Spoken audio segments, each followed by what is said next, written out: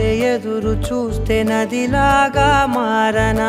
చైత్రమల్లె నువ్వు పూస్తే చిగురాకే అవ్వనా నన్నే వరించే